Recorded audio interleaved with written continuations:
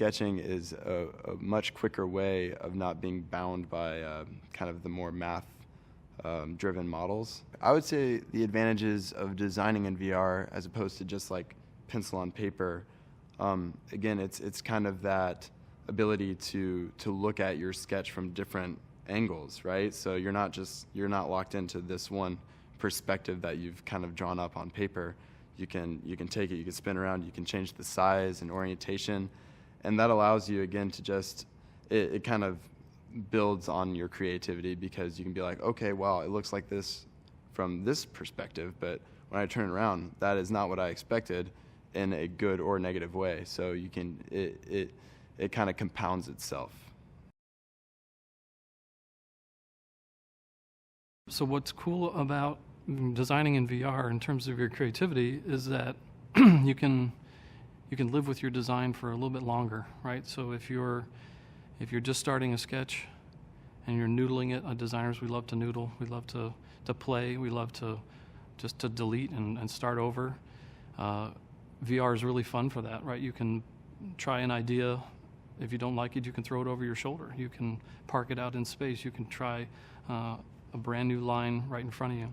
One of the big benefits of designing in VR in terms of user-centric and customer-centric design is we had a moment where we realized we can get ourselves into the mind and the body, a virtual body of our customer, right? So tracing ourselves into VR takes our physical self and puts it now into this virtual reality. And because we're operating then at human scale, we're designing at human scale.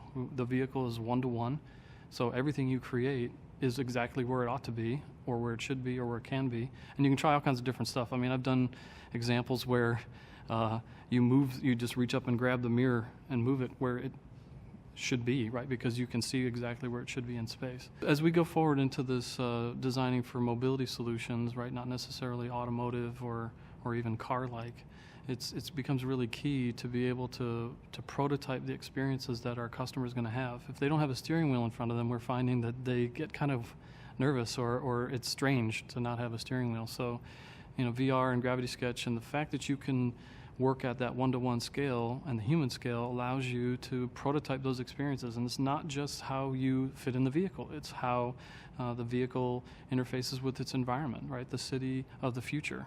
And it's really wild because the scale-free nature of VR, you can play with the world, right? And sort of allow it to speak to you and your design. I may be a little bit biased, but I think doing this type of stuff in VR is really fun. And putting the fun back in the process is never going to be a bad thing.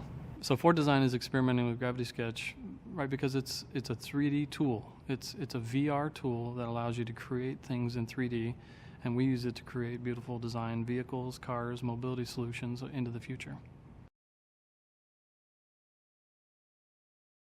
When you're designing in 3D, you can be more human-centered design focused because you're actually full scale in that customer's shoes in the vehicle or outside the vehicle, and you're understanding how things can be tweaked or moved to advance around different pain points that you know and understand, but maybe you can't properly think through on paper because you don't know how things are through their eyes. But once you're in that vehicle, you're in that setting, you're able to understand, like, if I get into the car, I'm going to hit my knee on this, or like my head's going to go through the roof, so the sketch needs to be brought up higher. So you're able to go back and tweak things after you've understand and been immersed into that space that the customer is.